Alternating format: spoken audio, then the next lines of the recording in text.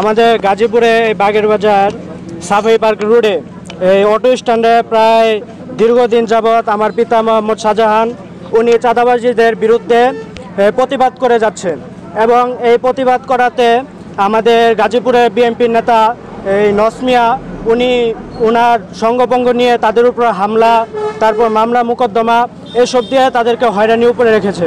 এই কারণে আমরা তীব্র প্রতিবাদ জানাই এবং আজকের এই মানববন্ধনের মাধ্যমে আমরা একটি সতর্কবার্তা দিতে চাই। সেটি হলো এই গাজীপুরে বা পুরা বাংলাদেশের ভিতরে কোনো চাঁদাবাজির কোনো ঠাঁই হবে না এবং আমাদের গাজীপুরে এবং এই সাফাই পার্কে যারা চাঁদাবাজি করতে আসবে তাদেরকে আমরা এইসব মানববন্ধন অথবা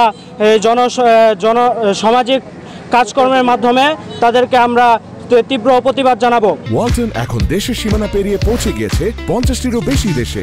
ওয়ালটন, ঘরে ঘরে বিশ্বজুড়ে। চাঁদাবাজি যদি না করে তাহলে 5 তারিখের আগে ওনা এক কাপ চা খাইব, সেই চা টেয়া পায় নাই। সে তার মূলত ব্যবসা হচ্ছে ডেকোরেটারের ব্যবসা। ডেকোরেটারের কয় টাকা ব্যবসা হয়? হ্যাঁ, আর 5 তারিখের পরে আঙ্গুল ফিলা কলা গাছ হয়ে জায়গা 1 কোটি টাকার উপরে গাড়ি কিনে 5 তলা বাড়ি করে 100 কোটি টাকার মালিক। এটা আমরা বিশ্লেষণ করে দেখছি চাঁদাবাজি ছাড়া আর কিছুই না। বাজারের মধ্যে সরকারি যে জায়গা আছে, এই সরকারি জায়গা থেকে প্রতিটা দোকান থেকে সে 300 করে প্রতিদিন 300 টাকা করে চাঁদা নেয়। হ্যাঁ, তাহলে সে টাকা এইভাবে তার টাকার আয়ের উৎস, এছাড়া তো আর আমরা কোনো ব্যবসা তার দিই না। এইটাই আমার এই জাতির কাছে প্রশ্ন এবং প্রশাসনের কাছে আমার আকুল আবেদন, যেন সে সঠিক তদন্ত করে সে এত কোটি টাকার মালিক হইল কি করে, এটা জাস্টিফাই করে তার আইনের আওতায় নেওয়া হয়। আমি লিগার আমল আমার কয়েকবার অ্যারেস্ট করেছি। আমি চেয়ারম্যানটা জানাইলাম, চেয়ারম্যান কোনো পদক্ষেপ দিল না, অহনও নেয় না। জসিম তাস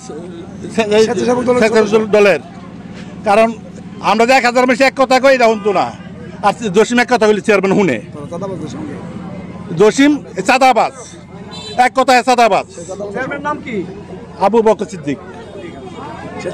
না হলে যে 5 তারিখের পর নসমিয়া কিভাবে এত কোটি টাকার মালিক হলো, রাতে কিভাবে এত কোটি কোটি টাকা পেলো, সম্পদ পেলো, কোথায় পেলো, জাতির কাছে আমাদের প্রশ্ন। হ্যাঁ, 5 তারিখের পরে তার আঙ্গুল বলে কলা গাছ কীভাবে হলো?